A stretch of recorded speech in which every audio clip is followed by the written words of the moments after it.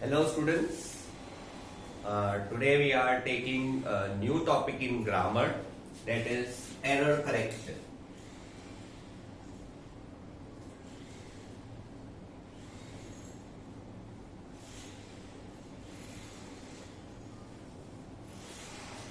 Now students, error correction जो है ये आप लोगों के लिए नया टॉपिक नहीं है, लेकिन प्रॉब्लम ये है कि आप लोगों ने अभी तक जितनी भी बार इस टॉपिक को किया है इसके कोई रूल्स आपने फॉलो नहीं किए हैं.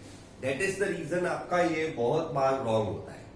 आई have seen many CBSE students who come and tell me, sir हम रूल्स फॉलो करते हैं, ग्रामर भी हमें आता है, but still we are not able to solve this completely मतलब 4 मार्क का अगर पूछा जाए, 4 में से 1 या 2 राइट हो जाते हैं, लेकिन 1 या 2 रॉन्ग भी होते हैं.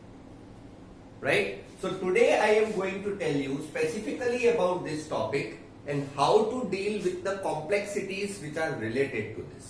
तो ये लेक्चर स्टूडेंट्स आप बहुत अटेंटिवली देखिएगा, क्योंकि ये कंपल्सरी टॉपिक है जो आपको सीबीएसई में आता ही है.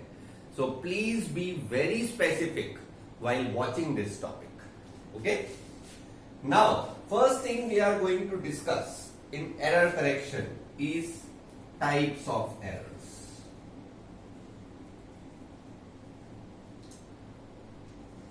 Students, पहले आपको पता होना चाहिए कि किस तरह के errors आने वाले हैं. Right? तो आपको क्लियर आइडिया हो कि मुझे ढूंढना क्या है. Right? अपने बोलते हैं कि find and edit the errors in each line. लेकिन अगर आपको यही पता नहीं होगा कि मुझे ढूंढने कौन से टाइप के एरर्स है, तो आपको पता ही नहीं चलेगा. So you should know about it. First thing in types of errors we have articles. Articles में आपको पता है स्टूडेंट्स, ए एंड द. ठीक है, और ये कहां कहां पर आते हैं ये हमने ऑलरेडी डिस्कस किया है. ए और एन जो है ये आते हैं अनपर्टिकुलराइज्ड सिंगुलर नाउन के सामने. अनपर्टिकुलराइज्ड सिंगुलर नाउन के सामने ए और एन आते हैं. This we already know. Right? A is before unparticularized singular consonant sound. Correct? And N is before unparticularized singular vowel sound. We have already discussed this, correct? We have also discussed the. The is before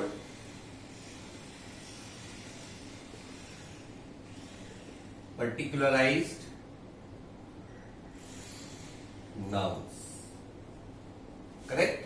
singular के आगे भी ध आ सकता है, plural के आगे भी ध आ सकता है, लेकिन पर्टिकुलराइज्ड नाउन्स होने चाहिए. इसके अलावा नेचुरल एलिमेंट्स है, फिर अपने ये बुक्स है, मॉन्यूमेंट्स है, ये सबके आगे ध आ सकता है. So these are the articles. Right? ये आर्टिकल्स जो है इनके अंदर एरर्स हो सकते हैं.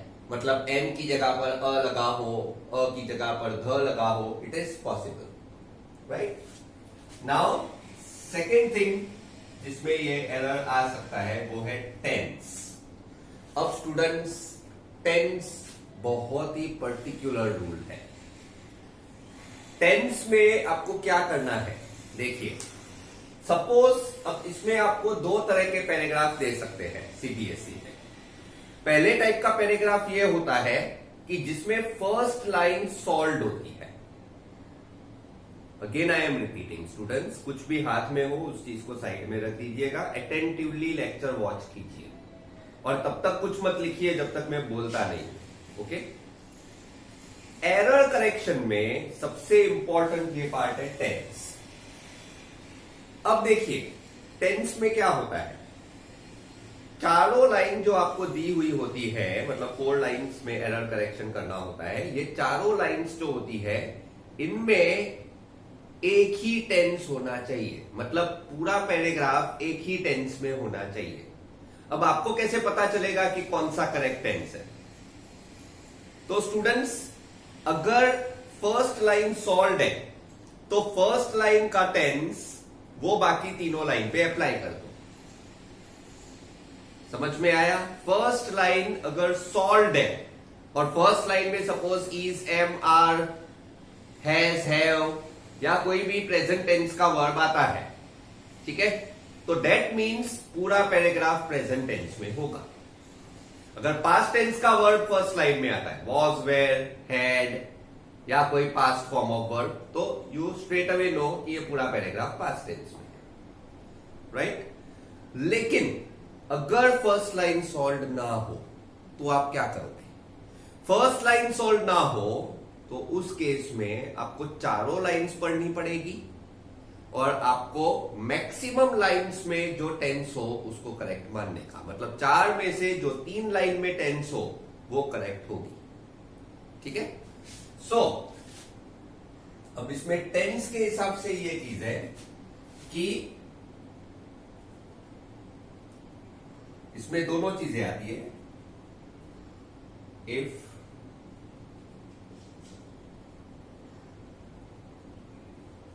first line is solved, then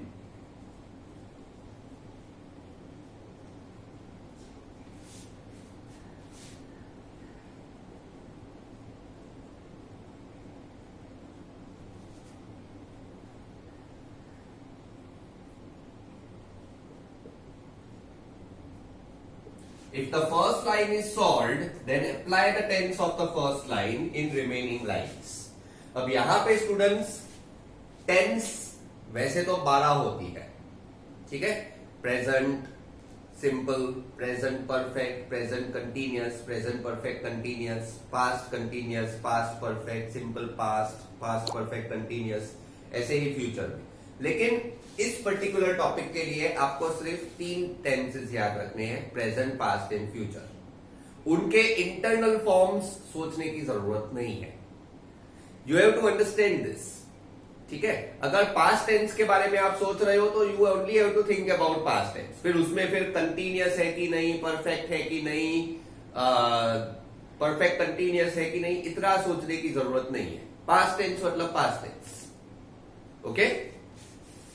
Now, if the first line is not solved, तो आपको क्या करना है? Then apply the tense of maximum lines. Correct? So please note down this, students.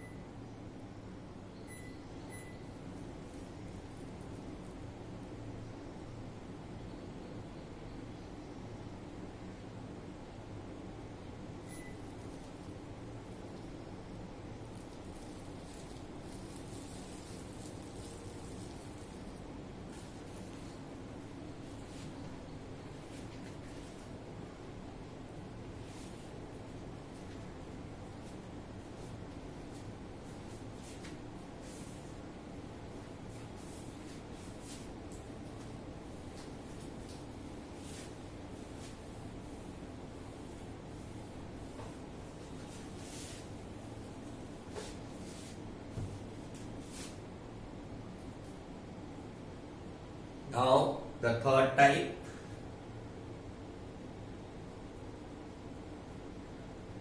the pronouns, right? Pronouns should agree with the nouns and also with each other. Okay, this is a very important rule, students, because pronouns should agree with the nouns and also with each other. मतलब suppose अगर कोई mail है, मतलब man है, तो उसके सामने जो प्रोनाउन आना चाहिए वो ही, हिम, हिज, ये आने चाहिए. अगर कोई फीमेल है तो शी, हर, ऐसे आना चाहिए. ठीक है, तो प्रोनाउंस जो है they should agree with the nouns and also with each other. Sentence के स्टार्टिंग में ही आता है, तो सेंटेंस के एंड में अगर कोई प्रोनाउन हो तो वो हिम ही होना चाहिए. ठीक है, तो ये चीजें आपको ध्यान में रखनी पड़ेगी. प्रोनाउंस के लिस्ट में अभी आपको नहीं लिखवा रहा हूं, we have already studied that in parts of speech. तो ये आपको लेकिन ध्यान में रखना पड़ेगा. राइट, प्रोनाउंस के लिस्ट हमें ऑलरेडी पता है पार्ट्स ऑफ स्पीच में, लेकिन एरर करेक्शन में क्या होता है वो मैंने लिखा है यहां पे. फोर्थ है एडजेक्टिव्स, यानी डिस्क्राइबिंग वर्ड्स. ये नाउन्स को डिस्क्राइब करते हैं, एडजेक्टिव्स. तो ये भी आपको पता है, ये अगर नाउन को डिस्क्राइब करते हैं तो इनका भी मतलब एरर आ सकता है. एडजेक्टिव में error can be in its form. Form में एरर हो सकता है, जैसे कि I have a mechanical thresher. Thresher मतलब जो क्रॉप्स को छांटता है. ठीक है, क्रॉप्स में से मट्टी निकालने के लिए ये थ्रेशर छांटता है. तो अगर वो फार्मर के पास मैकेनिकल थ्रेशर है तो वो क्या लिखेगा, I have a mechanical thresher. अब उसकी जगह पे अगर आपको पेपर में दिया हो I have a machine thresher, तो मतलब वो मशीन का आपको क्या करना पड़ेगा, मैकेनिकल. और ये कैसे पता चलता है, नाउन के पहले का वर्ड. नाउन थ्रेशर है, उसके पहले का वर्ड अगर एडजेक्टिव है तो उसको डिस्क्राइब कर रहा है. जैसे कि I bought a small car, तो I bought a smaller car. अब स्मॉलर कार कैसे, अनलेस एंड अनटिल पहले से ही कोई कार हो तो स्मॉलर कार लिखना बराबर है. लेकिन आप स्ट्रेट अवे ऐसे नहीं बोल सकते I brought a smaller car. सीधे सीधे तो आपको यही बोलना पड़ेगा. अगर कोई कंपैरिजन नहीं कर रहे हो आप तो आपको सीधे लिखना पड़ेगा आई बॉट अ स्मॉल कार. ठीक है, तो यहां पे भी एरर इसके फॉर्म में हो सकता है. फिफ्थ में एडवर्ब, इसमें भी यही होता है. एडवर्ब जो होते हैं ये डिस्क्राइब करते हैं अनदर वर्ब, एडजेक्टिव और एडवर्ब. ये भी हमने पार्ट्स ऑफ स्पीच में पढ़ा है, ये तीनों चीजें कि किस तरह से एडवर्ब वर्ब को, एडजेक्टिव या एडवर्ब को डिस्क्राइब करते हैं. So I am not going into that detail, क्योंकि हमने ऑलरेडी ये पार्ट्स ऑफ स्पीच में पढ़ा है. स्टूडेंट्स, आपको अगर इनमें से कोई भी चीज में दिक्कत होती हो तो आपको पार्ट्स ऑफ स्पीच वाला लेक्चर फिर से एक बार देखिएगा. अगेन आई एम रिपीटिंग, अगर आपको ये चीजें याद ना हो तो please watch the parts of speech lecture for the second time. Okay, then you will be clear with this. अब एडवर्ब्स के अंदर भी error can be in its form.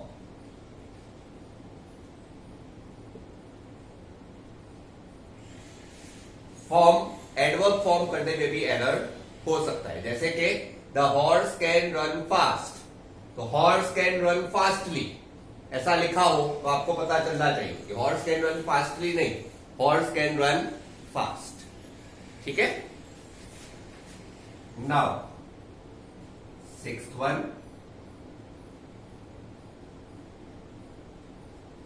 Conjunctions and preposition. ये स्टूडेंट्स कंजंक्शंस और prepositions हमने पहले ही पढ़े हैं, लेकिन इनमें भी एरर्स हो सकते हैं. तो इसमें errors can be in the form of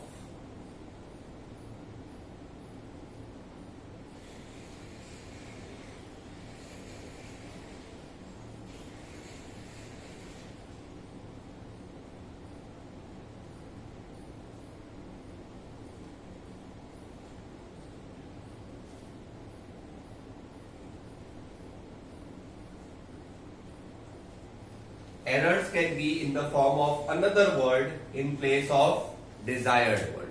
अब जैसे देखिए स्टूडेंट्स, हम एक सिंपल सेंटेंस मैंने पहले भी आपको समझाई है कि ran fast but missed the train. अब ये बट क्यों आया? क्योंकि दोनों कॉन्ट्रास्ट वाले situation. He ran fast, he missed the train. तो फास्ट दौड़ा तो वैसे ट्रेन पकड़ लेनी चाहिए, लेकिन ट्रेन छूट गई. अब यहां पे बट आना चाहिए. ठीक है.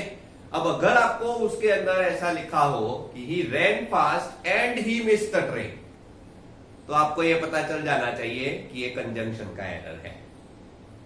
क्योंकि एक्चुअली में क्या आना चाहिए? बट. और ये कैसे पता चलेगा? Contrasting situations. ठीक है. इसके अलावा सपोज जैसे कि अपने किसी प्लेस को डिस्क्राइब करते हैं तो उसमें वेयर यूज होता है बीच में. Where. This is the place where I was born. अब वेयर की जगह पे वहां पे वेन लिखा हो तो कैसा लगेगा? This is the place when I was born. So when is wrong, it should come where. तो ये कंजंक्शन के एरर्स होते हैं. प्रेपोजिशन में भी यही चीज होती है students. The train arrived at 5 PM. ठीक है. अब इसकी जगह पे लिखा हो the train arrived in 5 PM. In wrong है. एट 5 PM आना चाहिए. ही was awarded with a gold medal.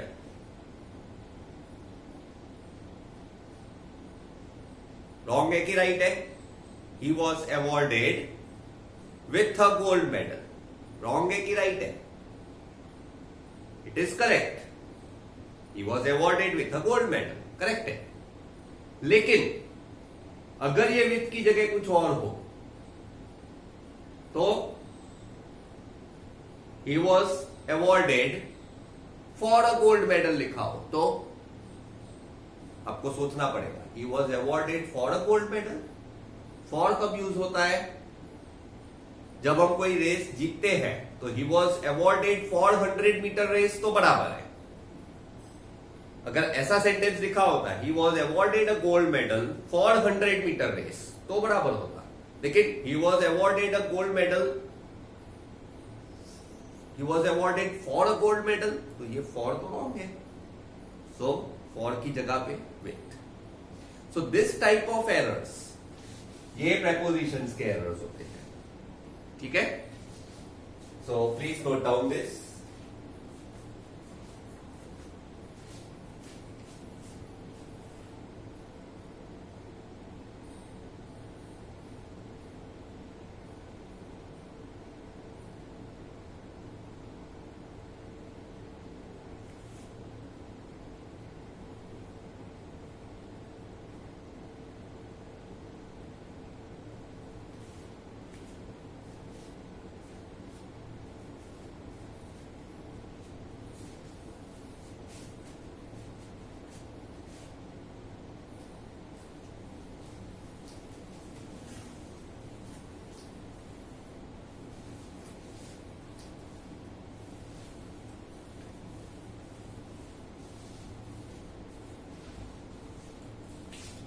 The next is students,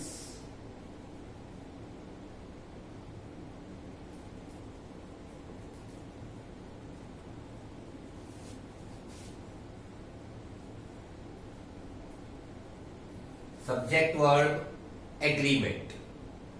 अब इसमें देखिए स्टूडेंट्स, सब्जेक्ट वर्ब एग्रीमेंट में क्या होता है? देखिए, when auxiliaries are used,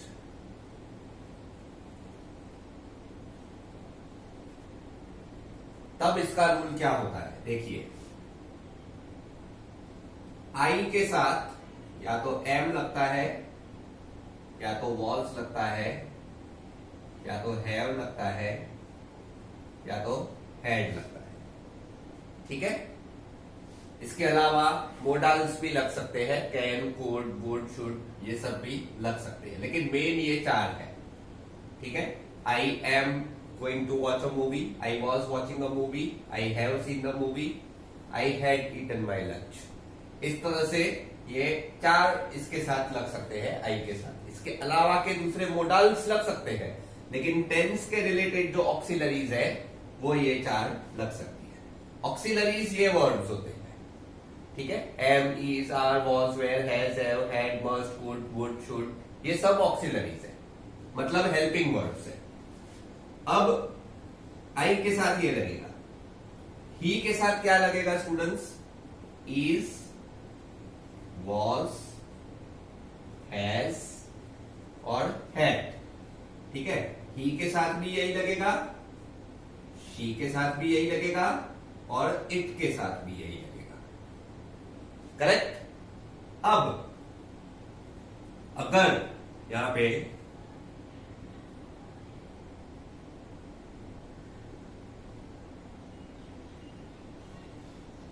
कोई सिंगुलर हो तो सिंगुलर नाउन के साथ भी यही लगता है, बराबर। जैसे अ parrot is flying, parrot was building a nest, right. तो ये पैरट है, सिंगुलर नाउन है, तो उनके साथ भी ये 4 लग सकते हैं। नाउ स्टूडेंट्स, तीसरा है वी। वी के साथ क्या लगेगा?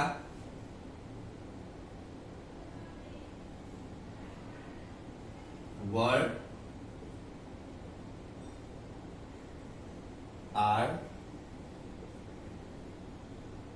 हैव और हैड। हैड एक्चुअली सबके साथ लगता है। फिर यू के साथ अगेन यही 4 लगेंगे, वर्ड, आर, इसमें आर आप पहले लिखिए तो ये बेटर रहेगा, प्रेजेंट टेंस पहले लिखिए, are, were, have, had, are, were, have and had. तो ये देखिए स्टूडेंट्स, जब ऑक्सिलरीज यूज करते हैं तो आपको इन चीजों का ध्यान रखना पड़ेगा। मतलब ही के साथ ये 4 में से एक ऑक्सिलरी लग सकती है। अगर ही के साथ आर लगा हो मतलब रॉन्ग, ही के साथ वर्ड लगा हो तो रॉन्ग, आई के साथ इज लगा हो तो रॉन्ग, आई के साथ हैव लगा हो तो राइट हो सकता है, आई के साथ हैव आ सकता है, लेकिन आई के साथ वर्ड रॉन्ग, राइट। तो ये इस तरह से मिस्टेक्स हो सकते हैं। अब ये स्टूडेंट्स ऑक्सिलरीज की बात हुई। अब when present form of verbs is used, main verbs की बात करते हैं। अब अगर प्रेजेंट फॉर्म ऑफ वर्ब्स जब यूज करते हैं तो उसमें जैसे कि अ डॉग बार्क्स, तो डॉग के साथ क्या आएगा? बार्क्स आएगा। मतलब डॉग सिंगुलर है तो वर्ब प्लूरल है। अब अगर बहुत सारे डॉग्स हैं तो bark, dogs bark. In the same way a bird flies, birds fly, this is also a rule, correct। तो ये स्टूडेंट्स आप सब्जेक्ट वर्ब एग्रीमेंट समझ लीजिए। इसके अंदर ऑक्सिलरीज के अंदर क्या यूज होगा? आई के साथ एम, वॉज, हैव, ठीक है। हैड आपको लिखने की जरूरत नहीं है, I am just removing this had, क्योंकि सब में कॉमन है, बराबर। तो you can not say that it can be a type of error। ये हेड को अपने रिमूव कर देते हैं। लेकिन आई के साथ am, was, have, singular nouns he, she, it, इन सबके साथ इज, वॉज और हैज। वी के साथ आर, वर और हैव। यू के साथ भी आर, वर और हैव, ठीक है। प्लूरल्स के साथ भी यही होगा। अगर कोई प्लूरल नाउन है उनके साथ भी आर, वर्ड और है भी आएगा, ठीक है। तो ये है पॉइंट नंबर 7। अब स्टूडेंट्स हम लास्ट रूल पे आते हैं जो है सॉल्व विथ लॉजिक। ये मोस्ट इंपॉर्टेंट रूल है स्टूडेंट्स। कई बार क्या होता है आपको बाकी के 7 रूल्स याद नहीं रहते, तो ये रूल सबसे इंपॉर्टेंट है, सॉल्व विथ लॉजिक। पूरा पैराग्राफ ठीक से पढ़िए। काफी सारे स्टूडेंट्स मेरे को ये बोलते हैं, सर हमको एरर करेक्शन के रूल्स पता नहीं है, लेकिन हम अपने दिमाग से सॉल्व कर देते हैं। तो that is also a correct way of solving. देखिए इसमें कैसा है कि जिसको ग्रामर ठीक से नहीं आता है वो बाकी के 7 रूल्स को अच्छे से करे, जिसको ग्रामर ठीक से आता है तो वो लॉजिक से सॉल्व करता है तो भी करेक्ट ही होगा, right. So solve with logic ये 8th रूल है जो मैं खास बताता हूं। इसमें you have to read the paragraph carefully, understand the topic it relates to, and find the errors. This can be very useful, students. कई बार ऐसा होता है कि इन सारे रूल्स से रिलेटेड कोई एरर नहीं होता, अदर टाइप ऑफ एरर्स होते हैं जो इन रूल्स में कहीं से भी एरर नहीं होता, तो उस केस में आपको ये रूल सबसे ज्यादा हेल्पफुल रहता है, ठीक है। So please write down this 7 and 8.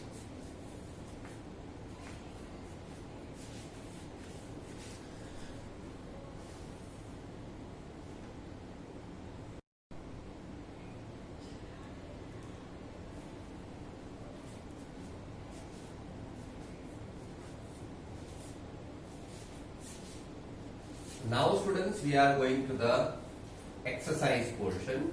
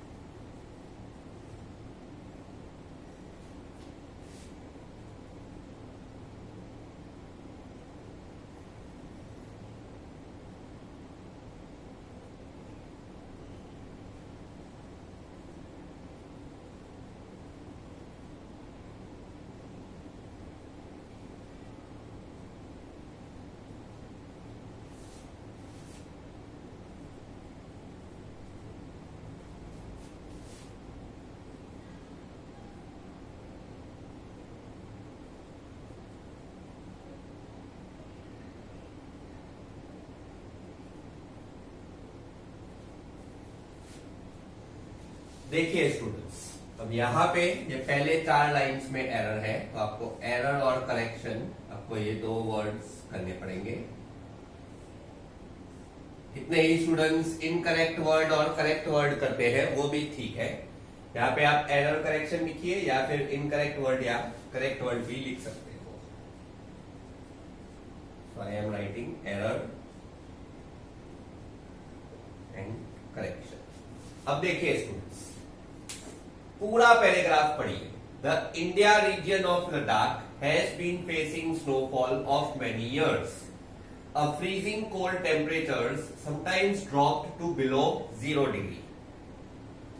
तो यहां पे देखिए स्टूडेंट्स, ये जो पूरा पैराग्राफ है ये रिलेटेड है to the Indian region of Ladakh. And as you know, Ladakh is one of the coldest regions of the world. Leh Ladakh को अपने कोल्ड डेजर्ट बोलते हैं।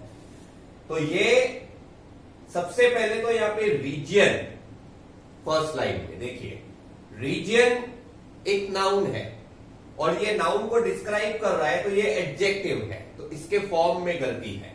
तो सबसे पहले लाइन में आप देख सकते हो द इंडियन रीजन आना चाहिए, इंडिया रीजन नहीं। तो इंडिया की जगह पे इंडियन, ये एडजेक्टिव के फॉर्म में गलती हो गई, ठीक है। So the Indian region of Ladakh has been facing snowfall of many years. Of many years मतलब क्या साल, पूरा साल क्या स्नोफॉल चलते ही रहता है? ऑफ मेनी ईयर्स मतलब क्या पूरा साल स्नोफॉल? नहीं, लेकिन हर साल स्नोफॉल तो होता ही है, तो यह प्रॉब्लम तो वहां पे सालों से है, तो इसमें क्या आएगा? फॉर। तो has been facing snowfall for many years, तो यहां पे ऑफ की जगह पे फॉर आएगा। अ फ्रीजिंग कोल्ड टेम्परेचर्स, अब यहां पे देखिए स्टूडेंट्स, पूरा सेंटेंस आप पढ़िए तो अच्छा रहेगा, खाली इतना लाइन मत रीड कीजिए, read up to the next full stop. सबसे पहले आपने देखा मैंने क्या किया, सबसे पहले मैंने पूरा पैराग्राफ पढ़ा, लॉजिक से सोचा कि किस बारे में है, फिर मैं sentence by sentence, not line by line, sentence by sentence up to the full stop read कर रहा हूं। A freezing cold temperatures sometimes dropped to below 0 degree. अब यहां पे देखिए ड्रॉप्ड, सीधे आपको एरर मिल गया, क्यों? क्योंकि पैराग्राफ पूरा प्रेजेंट टेंस में है, यहां पे हैज का एरर नहीं है, ये हैज करेक्ट वर्ड है, ठीक है। तो ये आपको मेनी इयर्स लिखा है, मतलब ये भी प्रेजेंट टेंस में है, मतलब बहुत सालों से ये प्रॉब्लम है, तो ये प्रेजेंट टेंस की बात कर रहे हैं, तो यहां पे एक लाइन में पास्ट टेंस आया, so this is a error. तो क्या होना चाहिए? तो a freezing cold temperatures sometimes drop, temperatures plural, dropped ये आपको सिंगुलर में लिखना पड़ेगा, तो टेम्परेचर्स के साथ क्या आएगा? ड्रॉप आएगा, तो ड्रॉप की जगह पे ड्रॉप, ठीक है। अब यहां पे देखिए दोनों चीजें साथ में लगी, एक तो टेंस का एरर है भाई, प्रेजेंट पास्ट की जगह पे प्रेजेंट टेंस आना चाहिए, मतलब ड्रॉप्ड की जगह पे या तो ड्रॉप या तो ड्रॉप्स।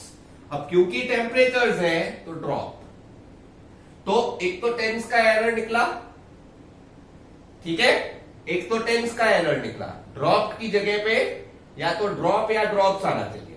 अब उसमें से कौन सा लगेगा? तो टेम्परेचर्स प्लूरल है तो उसके साथ सिंगुलर ड्रॉप लगेगा। सब्जेक्ट वर्ब एग्रीमेंट, तो दो चीजें इसमें अप्लाई हो गई। अब बचा ये वाला थर्ड। अब थर्ड लाइन को देखो, कहां पे एरर है? देखिए has been facing snowfall of many years, तो ये मेनी ईयर्स में तो कुछ नहीं है। A freezing cold temperatures, temperatures ये प्लूरल है, तो क्या प्लूरल के साथ ए लग सकता है? नहीं, फ्रीजिंग कोल्ड टेम्परेचर होता तो अ लग सकता था, लेकिन टेम्परेचर्स है तो इसके साथ ध लग सकता है, अ नहीं लग सकता, तो अ की जगह पे द। देखिए इस तरह से आपको ये सॉल्व करना है, इस तरह से सॉल्व करोगे तो मिस्टेक्स नहीं होगी, ठीक है। मैंने देखिए पहले फोर्थ लाइन का सॉल्व किया, कितने स्टूडेंट्स सीधे थर्ड लाइन का सॉल्व करने की कोशिश करते हैं, लेकिन स्टूडेंट्स पेपर स्टाइल बनाने वाले, पेपर सेट करने वाले जो टीचर्स होते हैं वो इस तरह से एरर्स देते हैं कि फोर्थ लाइन का एरर पहले मिल जाता है फिर थर्ड लाइन का मिलता है। It is common, right. तो आपको भी ये चीजों का ध्यान रखना पड़ेगा। आप पूरा सेंटेंस रीड कीजिए और उसमें से अगर दो एरर है, सपोज यहां से लेके यहां तक मैंने रीड किया, मुझे पता है ये दो एरर्स है, तो अगर ये एरर पहले इजीली मिल जाता है, तो ये ड्रॉप का एरर पहले मिल गया, तो आपको पता है कि ये टेम्परेचर्स में एरर नहीं है, और अगर टेम्परेचर्स में एरर नहीं है तो यहां पे एरर है, राइट। देखिए ड्रॉप का एरर मिल गया, मतलब ये लाइन में ये इनकरेक्ट वर्ड है, मतलब ये करेक्ट है, तो अगर ये करेक्ट है तो फिर यहां पे गड़बड़ है, right. So this is how you can find the errors. ये अगर आप स्टार्टिंग में थोड़ा डिफिकल्टी होता है, आपको रूल्स कंफ्यूजिंग लगते हैं, तो आप टेंशन मत लीजिए इस बात का। अभी से पूरे साल में हम बहुत सारे वर्कशीट्स करेंगे इस पे। I will give you a worksheet, उसके बाद दूसरी भी वर्कशीट्स आएगी, जिनके अंदर एरर करेक्शन बार बार हम प्रैक्टिस करेंगे, तो उससे ये प्रॉब्लम सॉल्व हो जाएगा। अभी अगर आप खाली रूल्स पढ़ के इसको सॉल्व करोगे तो रॉन्ग तो होने वाला है, बराबर, क्योंकि इतने सालों से आप इसको करेक्ट नहीं कर पा रहे हो, तो एक दिन में नहीं आएगा। लेकिन ये gradually with practice, because I will be giving you many worksheets. इसकी वर्कशीट्स आएगी, अभी भी आएगी, बाद में भी आएगी, पूरे साल में चलेगी, तो उसमें से फिर आपको ये प्रॉब्लम्स सॉल्व होते जाएंगे, आदत पड़ जाएगी। सेकेंड,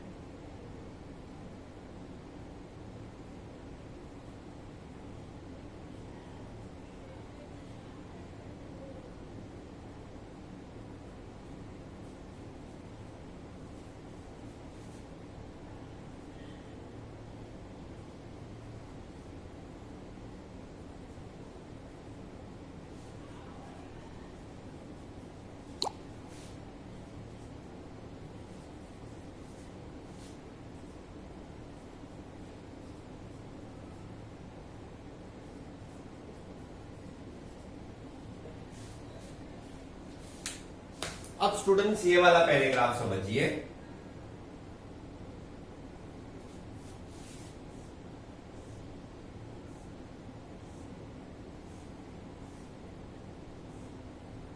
इसमें ये 4 लाइन्स में एरर है। देखिए, APJ Abdul Kalam, a former president in India, is also called the missile man. He is considered as the more educated of all presidents of India.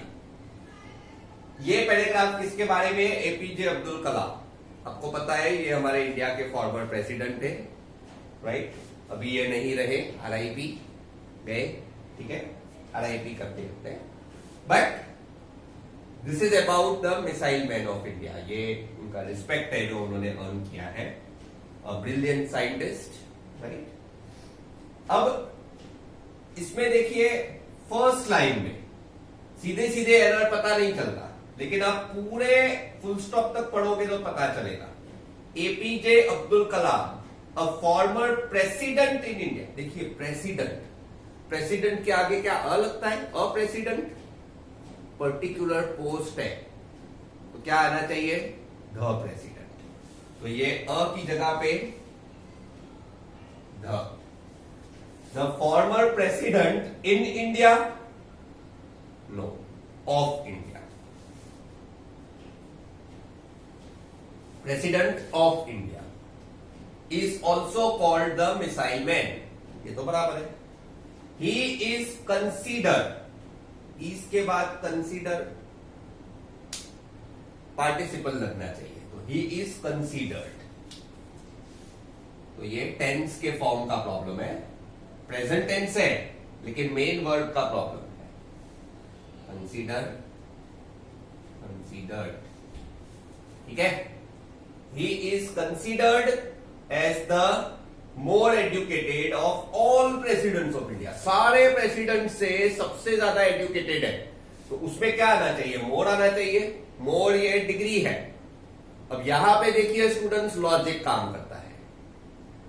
जो लॉजिक है वो क्या, ये मोर जो एरर है ये बाकी 7 टाइप से रिलेटेड नहीं है, ये डिग्री से रिलेटेड एरर है, ठीक है। तो यहां पे देखिए आपको थोड़ा लॉजिक सोचना पड़ेगा कि he is considered as the more educated. More educated होता तो उसके साथ फिर ध्यान आना चाहिए क्योंकि कंपैरेटिव डिग्री के साथ धैन आता है, ठीक है। लेकिन अगर डिग्री के पहले ध आता हो तो मोस्ट आता है, और ये सारे प्रेसिडेंट से ज्यादा एजुकेटेड है। तो सारे प्रेसिडेंट से ज्यादा एजुकेटेड है तो मोर एजुकेटेड नहीं आना चाहिए, मोस्ट एजुकेटेड आना चाहिए। तो यहां पे मोर की जगह पे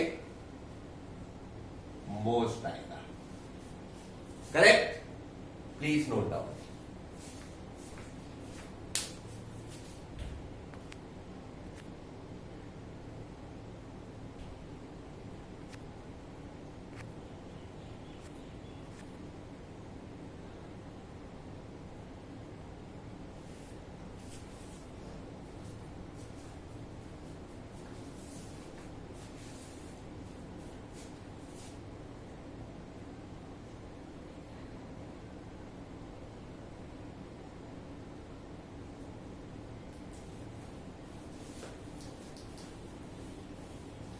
स्टूडेंट्स अगर लिखना बाकी हो तो थोड़ा वीडियो को पीछे लेके पॉज करके लिख लीजिए, because I need to continue.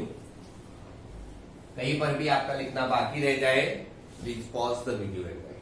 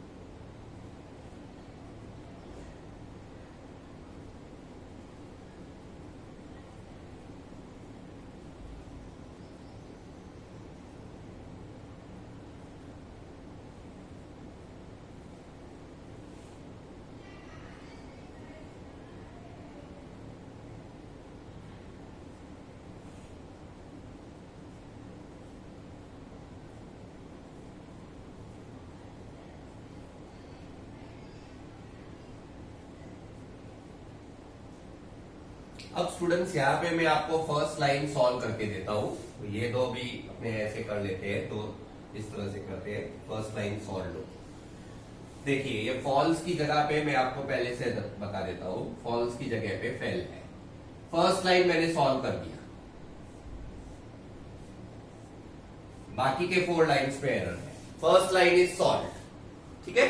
अब जैसे मैंने आपको बताया स्टूडेंट्स, अगर फर्स्ट लाइन सॉल्व है तो फर्स्ट लाइन का टेंस ही आपको कंसीडर करना है। तो यहां पे आपको पहले से ही पता है कि ये पास्ट टेंस में पूरा पैराग्राफ है, यू नो इट। ये पास्ट टेंस में पूरा पैराग्राफ है, ये सीधे सीधे आपको पता है, ओके।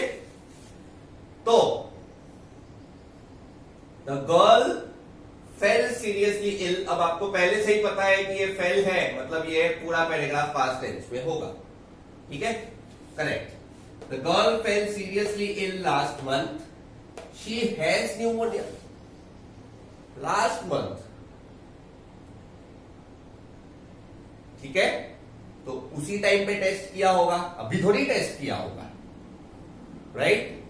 तो अपने ऐसा नहीं बोल सकते कि भाई कोई लास्ट मंथ हॉस्पिटल में एडमिट हुआ तो उसका अभी एक्सीडेंट हुआ है। नहीं, एक्सीडेंट भी तभी हुआ था, इसलिए तो एडमिट हुआ, right.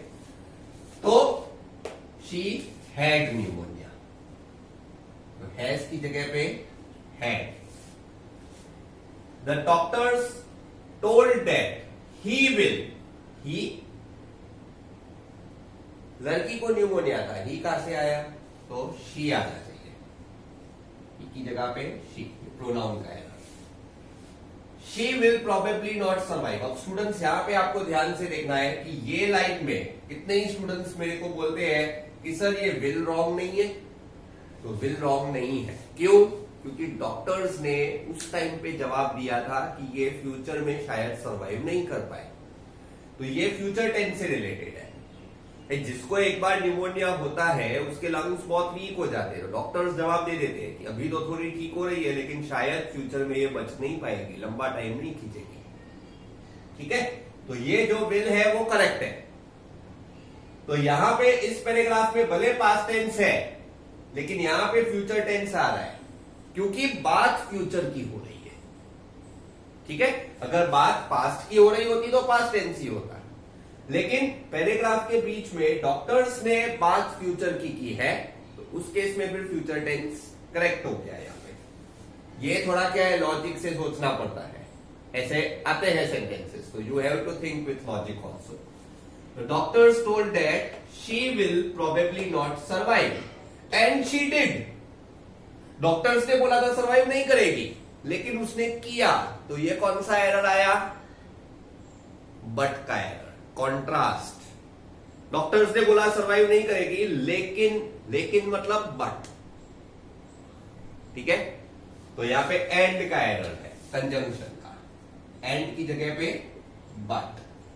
But she did due to proper care by her parents, not of her parents, by her parents. ठीक है, एक और ले लेते हैं, last one, then we can stop.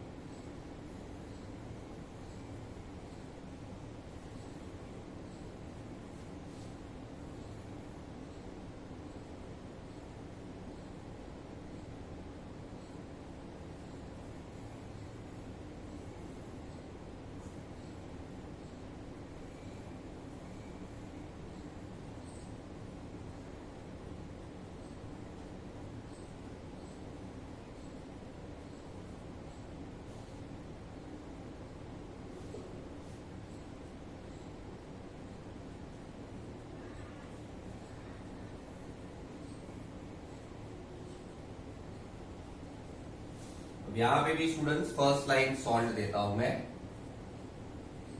Gets की जगह पे गेट। अब ये स्टूडेंट्स आप खुद से पहले सॉल्व करने का ट्राई कीजिए।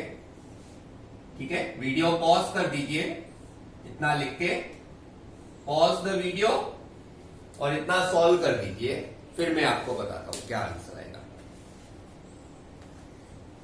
First of all you pause the video, you right it down, ये लिख दीजिए, ये भी लिख दीजिए इतना, और इतना लिखने के बाद वीडियो पॉज कर दीजिए। ठीक है, सॉल्व करके फिर वीडियो आगे देखिए।